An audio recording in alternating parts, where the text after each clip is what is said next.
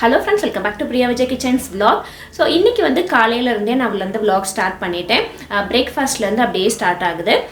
இதுல முக்கியமா இந்த vlogல நான் கவர் பண்ணனும்னு நினைக்கிறது என்னன்னா ஆன்லைன்ல வந்து cast iron cookware set வந்து நான் ஆர்டர் பண்ணியிருந்தேன். சோ அது டெலிவர் ஆகி 2 வீக்ஸ் ஆயிடுச்சு. பட் ஆனா வீட்ல வந்து கொஞ்சம் கோவிட் சிச்சுவேஷன்ஸ் இருந்தனால அன்பாக்சிங் பண்ணவே இல்லை. ஸோ இந்த வாரம் கொஞ்சம் ஓகேவா இருந்தனால சரி இந்த வாரம் அன்பாக்சிங் பண்ணிடலாம் அப்படின்னு சொல்லிட்டு தான் நான் எடுக்கலான் இருக்கேன். ப்ளஸ் இந்த வீடியோவில் நான் வேறு என்ன கவர் பண்ண போகிறேன்னு பார்த்தீங்கன்னா எப்படி அந்த குக்வேரை அந்த கேஸ்ட் அயர்ன் குக்வேரை வந்து நம்ம ப்ராப்பராக சீசனிங் பண்ணணும்னு பார்க்குறோம். அதுக்கப்புறமேட்டி அந்த ப்ராப்பராக சீசன் பண்ணதை வந்து நம்ம ஒவ்வொரு முறையும் யூஸ் பண்ணதுக்கப்புறமா அதை எப்படி மெயின்டைன் பண்ணணும் அப்படிங்கிற டிப்ஸ் எல்லாமே நான் இந்த வீடியோவில் கவர் பண்ணலான் இருக்கிறேன். சரி வாங்க வீடியோக்குள்ளே போகலாம். காலையில் பிரேக்ஃபாஸ்ட்டுக்கு வந்து 2 கார்ன் கிடந்தது வீட்டில், வாங்கி 2-3 நாள் ஆகிடுச்சு. ஸோ அதனால் சரி அதை காலி பண்ணிடலாம் அப்படின்னு சொல்லிட்டு கார்ன் வந்து நல்லா உரித்து இப்போ வந்து குக்கரில் வேக போட போகிறேன். கொஞ்சமாக தண்ணீர் விட்டுட்டு உரித்து வச்சுருந்த கார்னை சேர்த்து ஒரு 1/4 டீஸ்பூன் அளவுக்கு மட்டும் உப்பு போட்டு இதை இப்போ நான் வேக விட போகிறேன். வேக வர்றது எவ்வளோ நிமிஷம்னு பார்த்தீங்கன்னா ஒரு விசில் வரையும் ஸ்லோ பண்ணி கரெக்டாக ஒரு 7-8 நிமிஷம் வந்து வேக விட்டுட்டோன்னா கரெக்டாக இருக்கும்.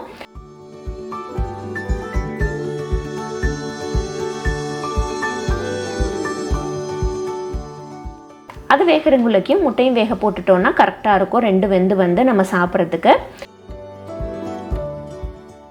ஸோ இங்கே வந்து ஒரு விசில் வந்துச்சு. ஸோ நான் ஸ்லோ பண்ணிட்டேன். அதே மாதிரி முட்டைக்குமே நான் தண்ணி வச்சுட்டேன். ஸோ தண்ணி லைட்டாக கொதிக்க ஆரம்பிக்குமே நான் இங்கே முட்டையை சேர்த்துட்டேன். இப்போ கார்ன் நல்லா வெந்துருச்சு. அதை தனியாக எடுத்து ஒரு தட்டில் வச்சுட்டு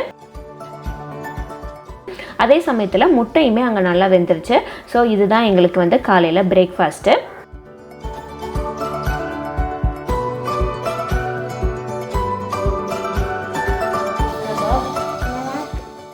காலையில் பிரேக்ஃபாஸ்ட் முடிச்சுட்டு மதியத்துக்கு வந்து அவங்க மீன் வாங்கிட்டு வந்திருந்தாங்க. இந்த மீன் பேர் பார்த்திங்கன்னா நாக்கு மீனுன்னு சொன்னாங்க. இதான் நான் ஃபர்ஸ்ட் டைம் இந்த மீன் வந்து ட்ரை பண்ணுறேன். மீனே வந்து இப்படி தான் தட்டையாக இருக்குது. இது எந்த மாதிரியும் நம்ம கட்டெல்லாம் அவங்க பண்ணலை, எந்த மாதிரியான ஸ்லைஸ் கட்டெல்லாம் அவங்க பண்ணலை. மீனே இந்த சைஸில் தான் இருந்தது. மேலே இருக்கிற தோலை மட்டும் நல்லா அந்த தொலியை மட்டும் நல்லா உரிச்சிட்டு 2 பக்கமும் தொலியை உரிச்சிட்டு அப்படியே வந்து ஹெட்டெல்லாம் க்ளீன் பண்ணி கொடுத்தாங்க. ஸோ டேஸ்ட்டு பார்த்திங்கன்னா நல்லா தான் இருந்தது. சாப்பிட்றதுக்குமே நல்லா பார்க்குறதுக்குமே ரொம்ப அழகாக இருந்தது. பொரிச்சு எடுக்கும் போதில் சாப்பிட்றதுக்குமே ருசியுமே நல்லா கொஞ்சம் வித்தியாசமான டேஸ்ட்டில் இருந்தது. ப்ளஸ் என்ன சொல்கிறது, எலும்பு வந்து ரொம்ப ஜாஸ்தியாக இல்லை, முள் வந்து ஸோ நல்லா சின்ன குழந்தைங்களுக்கு ஊட்டுறதுக்கு ரொம்ப வசதியாக இருந்தது.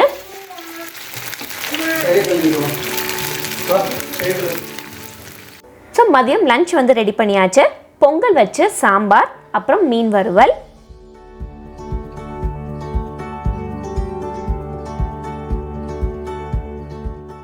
லஞ்சையும் முடிச்சுட்டு ஈவினிங் பார்த்திங்கன்னா கடலை வேக போட்டுட்ருந்தேன். கடலை பார்த்திங்கன்னா நம்ம நார்மலாக வெறும் உப்பு போட்டு வேக போடுறதுக்கு பதிலாக இந்த மாதிரி கொஞ்சமாக மசாலா பொருள் எல்லாம் நம்ம சேர்த்து போட்டோன்னா சாப்பிட்றதுக்கு ரொம்பவே ருசியாக இருக்கும். கொஞ்சமாக மஞ்சள் தூள், அப்புறம் காரத்துக்கு வந்து 4-5 வரமிளகா, கொஞ்சமாக உப்பு, அப்புறம் ஒரு கொத்தளவுக்கு கருவேப்பிலை சேர்த்துக்கலாம். கூடவே வந்து மல்லி இலையும் நம்ம சேர்த்துக்கிட்டோம் அப்படின்னா செம்ம டேஸ்டில் இருக்கும், நல்ல வாசனையாக இருக்கும் நம்ம கடலை அவிச்சு எடுக்கும் போதுலேயே.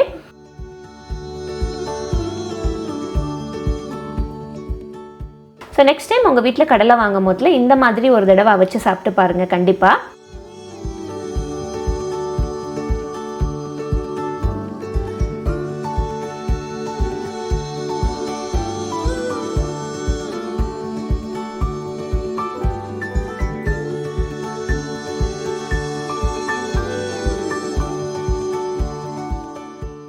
இதை ஒருக்கா நல்லா மிக்ஸ் பண்ணி விட்டுட்டு விசில் போட போகிறேன்.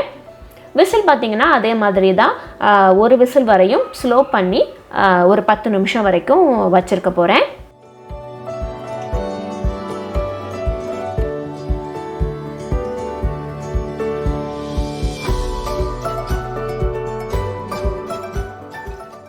இப்போ கடலை நல்லா வெந்துருச்சு. நல்லா வெந்துட்டு இருக்கும் போதுலேயே நல்ல மனம் வந்தது. இப்போ ஈவினிங் ஸ்நாக்ஸ் சாப்பிட வேண்டியதான்.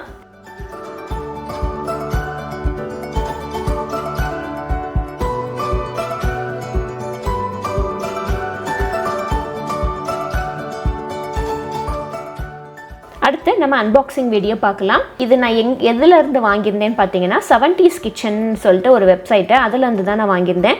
இன்ஸ்டாகிராமில் வந்து எனக்கு பர்சனலாக மெசேஜ் பண்ணியிருந்தாங்க, இந்த மாதிரி நீங்கள் 70s கிச்சன் வந்து எக்ஸ்ப்ளோர் பண்ணி பாருங்கள் வெப்சைட்டை, ஸோ ரொம்ப நல்லாயிருக்கும் அப்படின்னு சொல்லியிருந்தாங்க. சரின்னு சொல்லிட்டு நானும் பார்த்தேன், எனக்கும் ரொம்பவே பிடிச்சிருந்துச்சு.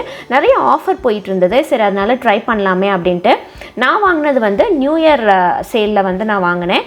இப்போ வந்து ஏதோ வேலண்டைன்ஸ் டே ஸ்பெஷல் அந்த மாதிரிலாம் ஏதோ வட்டி ஒரு சேல் மாதிரி அவங்க போட்டு தான் விற்கிறாங்க. இந்த காம்போ செட்டோட ப்ரைஸ் வந்து 2499.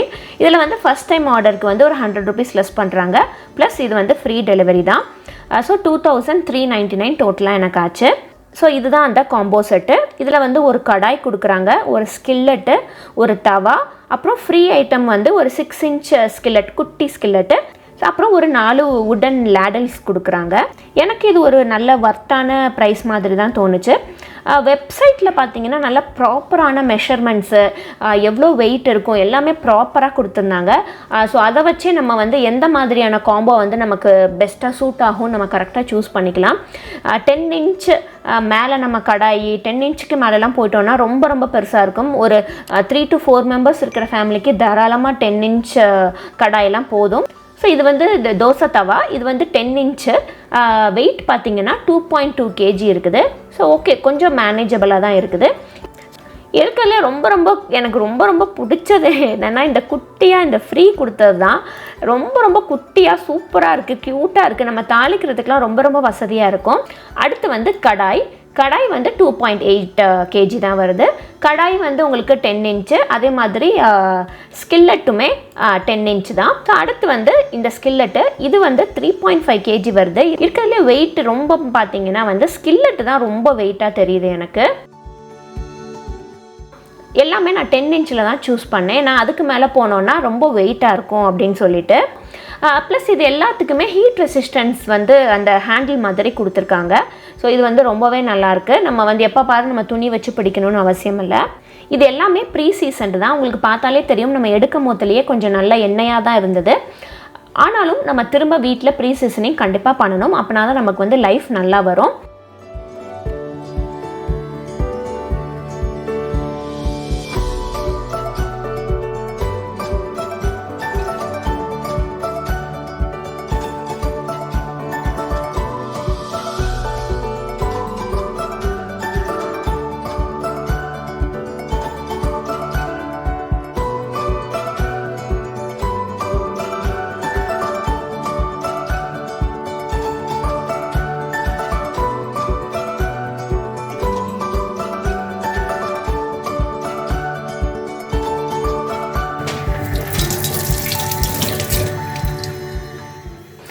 முதல்ல நம்ம என்ன பண்ணோன்னா, முதல்ல தண்ணியில் நல்லா அலசிட்டு அதுக்கப்புறமா இதை வந்து நம்ம மைல்டான ஒரு சோப் சொல்யூஷன் போட்டு நம்ம வாஷ் பண்ண போகிறோம். இங்கே வந்து நான் விம் ஜெல் வந்து நான் எடுத்துருக்கிறேன், விம் லிக்விட். இது வந்து டைலூட்டட் ஒன் தான், ஸோ அதனால் நம்ம கொஞ்சம் தாராளமாகவே நான் விட்டுக்கிறேன். கான்சன்ட்ரேட்டட் யூஸ் பண்ணிங்கன்னா கொஞ்சமாக ஒரு 2 drop மட்டும் விட்டுக்கோங்க. ஸோ இதை வந்து நல்லா நம்ம தேய்ச்சி விட்டுடலாம், எல்லா பக்கமும் நல்லா தேய்ச்சி விட்டுடலாம். ஹேண்டில் பொதுவாக வந்து நம்ம அங்கே சமைக்க மாட்டோம்னு சொல்லிட்டு நம்ம ஹேண்டில் பக்கம் விட்டுருவோம். ஸோ ஹேண்டில் பக்கமும் நல்லா எப்பயுமே வந்து நம்ம சீசனிங் பண்ணும் போதில் ஹேண்டில் பக்கமும் நம்ம வந்து நல்லா தேய்ச்சி விடணும். ஸோ இந்த மாதிரி பார்த்தீங்கன்னா இந்த மாதிரி குட்டி குட்டி கருப்பாக நிறையா வந்தது நம்ம க்ளீன் பண்ணும் போதில். ஸோ இப்போ வந்து தோசை தவா க்ளீன் பண்ணியாச்சு. அதே மாதிரியே மீதி எல்லா பாத்திரத்தையுமே க்ளீன் பண்ணிடலாம். ஸ்கில்லெட்டு தான் கொஞ்சம் எனக்கு ரொம்ப வெயிட்டாக தெரிஞ்சுது. ரொம்ப ஒரு சிங்கிள் ஹேண்டில் நம்ம ஹேண்டில் பண்ணுறதுக்கு ரொம்பவே கஷ்டமாக இருந்தது. ஸோ ஸ்கில்லெட்டுமே சுத்தம் பண்ணியாச்சு. இது வந்து எனக்கு ரொம்ப பிடிச்ச க்யூட்டான ஸ்கில்லெட்டு. வீடியோவில் பார்க்க உங்களுக்கு ரொம்ப பெருசாக தெரியுது, பட் ஆனால் அது ரொம்ப குட்டி, தாளிக்கிற அளவுக்கு தான் இருக்குது. ஒரு ஆம்லேட் ஊற்றலாம் இதில், அந்த சைஸ் தான் இது. அடுத்து வந்து கடாய். இந்த கடாய் வந்து நான் மெயினாக இதை நான் சூஸ் பண்ணது எதுக்குன்னா, பூரி சுடுறதுக்கு, அப்புறம் முறுக்கு சுடுறதுக்கு, இந்த மாதிரி ஆயில் ஐட்டம் டீப் ஃப்ரையிங்க்கு வந்து ரொம்ப நல்லாயிருக்கும். கழுவுனதுக்கப்புறமா இதை அடுப்பில் வைக்கிறதுக்கு முன்னாடி ஒரு சுத்தமான துணியை வச்சு அதனோட ஈரத்தை எல்லாத்தையுமே நான் நல்லா தொடச்சி எடுத்துக்கிறேன். இந்த கடாயில் பார்த்தீங்கன்னா உங்களுக்கு அந்த கைப்படி மட்டும் தனியாக வந்து அவங்க அட்டாச் பண்ணியிருப்பாங்க. மீதி ஸ்கில்லட்டில் இல்லை தவாலெல்லாம் பார்த்தீங்கன்னா அது எல்லாமே வந்து கேஸ்ட் பண்ணது தான், அதாவது அச்சில் ஊற்றி ஒரே இரும்பாக தான் உங்களுக்கு இருக்கும். இந்த கடாயில் மட்டும் அந்த ஹேண்டில் மட்டும் உங்களுக்கு தனியாக அட்டாச் பண்ண மாதிரி இருக்கும். இதை நல்லா தொடச்சாச்சு. இப்போ அடுப்பில் வச்சிடலாம். இதை அடுப்பில் வச்சுட்டு அதை லைட்டாக சூடு ஏறையுமே கொஞ்சமாக தேங்காய் எண்ணெய் விட்டுக்கிறேன். தேங்காய் எண்ணெய் இல்லை கடலை எண்ணெய் எந்த எண்ணெய் வீட்டில் இருக்குதோ ஸோ அந்த எண்ணெயை விட்டுட்டு எல்லா பக்கமும் நல்லா ஸ்ப்ரெட் ஆகுற மாதிரி நல்லா தடவி விட்டுறலாம். உங்கள்கிட்ட இந்த மாதிரி ப்ரஷ் இல்லை அப்படின்னா ஒரு துணியை வந்து நல்லா முடிச்சு போட்டு அந்த துணியை வச்சு நீங்கள் எல்லா பக்கமும் படுற மாதிரி நீங்கள் தடவி விட்டுருங்க. கண்டிப்பாக ஹேண்டிலையும் விட்டுறாதீங்க, ஹேண்டில் பக்கமும் நல்லா தடவி விடுங்க. ஸோ இப்போ வந்து அயன் தவா முடிஞ்சது. ஸோ அடுத்து வந்து ஸ்கில்லட்டுக்கு. எனக்கு இந்த ஸ்கில்லட் மட்டும் அவங்க சரியாக ப்ரீ சீசனிங் பண்ணலையோ அவங்க கொடுக்கும் போதுலையே அப்படின்னு எனக்கு தோணுது.